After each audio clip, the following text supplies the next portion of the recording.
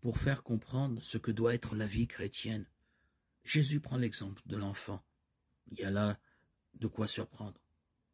Les disciples veulent chasser les enfants. Lui leur donne comme modèle la vie et le comportement des enfants.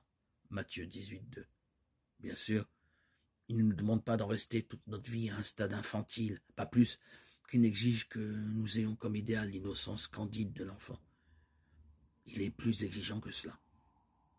Regardez comment vivent les enfants, nous dit-il, comment, de façon toute naturelle, ils se laissent aimer et entretenir par leurs parents, dont ils sont totalement dépendants. Eh bien, c'est ainsi que le disciple doit se comporter, qu'il doit recevoir et vivre sa vie comme un don que Dieu lui renouvelle chaque jour. On pourrait illustrer cela par une anecdote que l'on rapporte à propos de Don Bosco.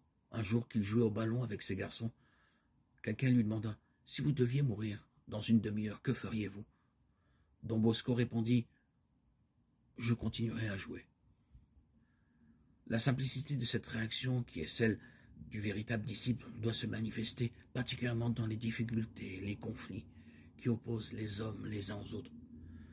Si quelqu'un commet une faute à son égard, le disciple pardonnera sans compter, renonçant à la vengeance et à la violence. Il ne calculera pas l'avantage que son attitude pourrait lui procurer. Il ne se demandera même pas s'il sera payé de retour. C'est pour l'amour de Dieu qu'il se montrera bon.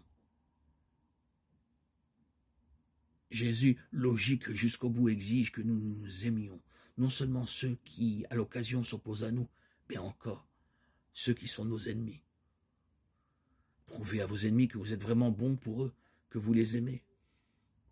L'amour que Jésus réclame de nous n'est pas une nouvelle manière de faire pression sur les autres, ni une méthode astucieuse pour les réduire finalement à notre merci.